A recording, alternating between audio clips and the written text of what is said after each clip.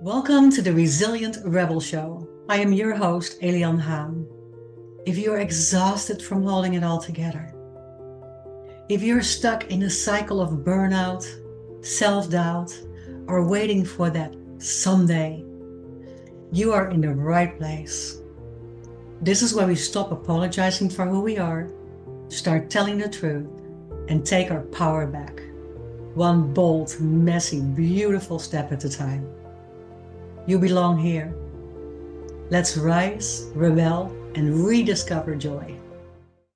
Hi, namaste. I'm so glad you're here. This podcast has lived in my heart for a long time.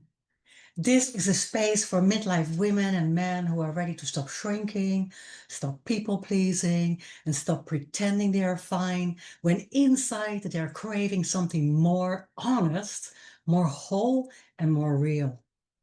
This show is not about coping. This show is about rising.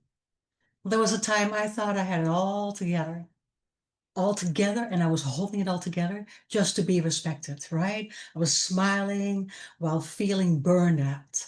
I was getting up and power through the pain. I was performing my way into belonging and fitting in. Still, over the last 20 years, somewhere in these quiet moments in between the yoga mat in my case, between the coaching sessions, and the deep breath before speaking on stage, I realized this truth. Resilience is not about being unbreakable. It's not about being strong all the time. If you pretend to be strong all the time, you're breaking inside, right? You're doing it for others. And that's what I found out. I was living a lot in these expectation frames that I will talk about in this show. It was really about coming back to myself again and again with more compassion and more self-love. And I really had to learn the hard way. And I'll share this with you. And this is what the Resilient Rebel Show is all about. It is about rebel against the old version of you. It's about being a rebel against limiting beliefs that you had.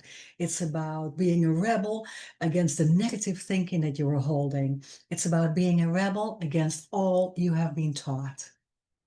You want to lead with the truth nobody talks about, right?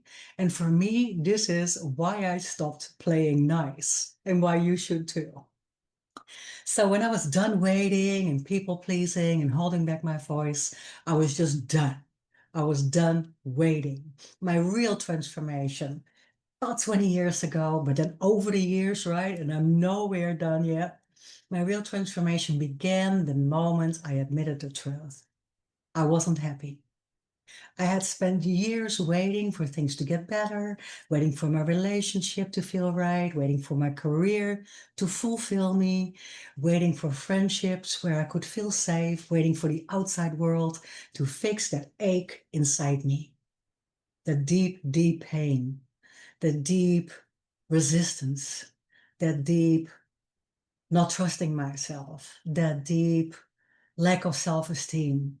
I believe that if I just held long enough, right? If I just had everything in the world, right? If I had a house, a partner, a child, my life would feel whole if somebody would knock on the door to hand me this career opportunity, if I would win the lottery, if I had this perfect family, this perfect house, the perfect car, then I would feel happy. So it was just all tied to things, to happenings, to events that would fill my happiness. I thought so, right? There was this one day that I realized that everything fell apart that day with a small baby in my arms and a huge pain in my chest after I think that I had a huge panic attack. I didn't recognize that in the moment. I had this huge pain in my chest. I had this huge outburst of feelings, emotions creeping up through my whole body that I would recognize now. Just something cracked. I didn't hurt my baby, but I started really hurting myself. And I was consumed by rage and loneliness and helplessness. And I just slammed my head into the wall, really trying to hurt myself, desperate for pain to stop, desperate for the pain to stop. And at that terrifying moment, I was so scared, and I was scared enough to wake myself up. And I call that now when I'm coaching friends and people and clients and patients, when I help people, I really tell them that one moment where you get so scared that you get so over yourself that you feel that marks the beginning of new growth, and the beginning of healing, untangling trauma and shame and the lies that I would believe about my self-worth. I just had to come into this power where I can reclaim my voice, where I can reclaim my self-respect, my self-esteem, my self-worth. That particular day, I stopped waiting for life to change. I was just done waiting. And slowly, very slowly, a lot of help and a lot of reaching out and a lot of reading and a lot of discovery, I started to become the woman I was always meant to be. I was seeking the bold truth, no fluff, radical self-leadership. Sometimes we call it self-mastery. I had to rise up against my own beliefs, my past trauma, figure out shame and guilt, and not stay there, right? Not stay there in the past, but doing the work, really doing the work to manifest, and really doing the work to visualize where I wanted to be and who I wanted to be. In my words, that became my resilience reset. So again, it's not a rebellious moment against others or against your environment or against the world or against anything that other people put onto you so much as just escaping into the time for self, finding your true self, and really rebelling against that old person that you don't want to be anymore. It's not that polished, right? It's really personal. And every week I will share stories and moments from my own past and tools and conversations that speak into what it really means to heal, to grow, and to rebel gently but fiercely against everything that has kept you small. It's not about perfection, it's about presence, right? It's about being imperfectly perfect or perfectly imperfect. That kind of feeling is made for people like you who have lived and who have lost and who have learned, and you're still standing. And you really want to become that really wonderful, amazing self.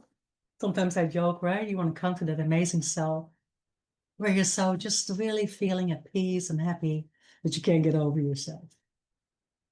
That's what you really want to manifest and visualize. And that just takes a lot of work. And there's a lot to that to impact that. And I want to do that over the next couple of episodes with you, where we can really stand into rebelling against our old self, into those limiting beliefs again, and that negative thinking, and the things that we were told, the things that we shouldn't have been told, maybe. Right? But we're not angry about it. We're just letting go. And everything that we learned through that, we're going to transform that slowly into that path of transformation where you can see the outcome being different, where you're feeling stronger, more powerful, energetic, into that creativity, into that intuition, all these things that are coming bubbling up, where you're feeling so good again that you can get over yourself. And if you have waiting, be really waiting for that sign to breathe deeper and speak your truth and reclaim that energy, then this is it. I posted a really nice, I posted a really nice quote this week that I want to bring back up, right? You do not have to be fearless. Just doing it afraid is just as brave. Starting with a small action step. It's all about what you learned over the years and what you want to try to change, but you're not waiting on this moment anymore. You're not going to be waiting. You're not going to wait till you are ready. Because when is that, right? We just don't want to wait on that when we're ready. Just small action steps every day towards something that you want to change, even if you're very afraid. It is just as brave and courageous as any step forward. And you do not have to be ready for that. We're always waiting to be ready, right? Like I was waiting for the world to be ready for me and to change my life into pure happiness, into pure greatness, waiting for things, waiting for material things to make me happy, waiting for people, events, places, happenings to make me happy. And that was not it. I had to seek it inside. So what I learned about all those years was just that slow self-study, that slow transformation. And I hope you will take some steps towards that courageous living with me, right? We're going to talk about that courageous living. But today I just wanted to explain to you that being a rebel does not mean anything else than just kind of be done with what you thought was true. You want to rebel against that old self, rebel against that lack of self-esteem, not having any beliefs in yourself and feeling small. So don't wait on that courage. Don't wait on being ready. Don't wait on feeling ready. Just courage is not something you're born with. It's built. Courage is built on taking action. Very, very small steps at a time. It's those steps that you have to start recognizing and you have to start celebrating them. Every small step. And then you step into that awareness. And that awareness starts increasing confidence and self-esteem. And that's where that courage is coming from. So we're not playing nice, we're playing real, right? If you're ready to ditch the grind, the blah, the routines, the expectations, if you're ready to just own your rhythm and drive your own story, your own myth, and to lead with presence and not performance, just subscribe to my channel now and join the Rebel movement. My manifesto for this week is stop shrinking to fit in. All I can say is namaste. Make it a great day. Make it a great day. It's up to you. Remember this, life doesn't get any easier. You just get better at it. Thank you for being here. I cannot wait to share this space with you.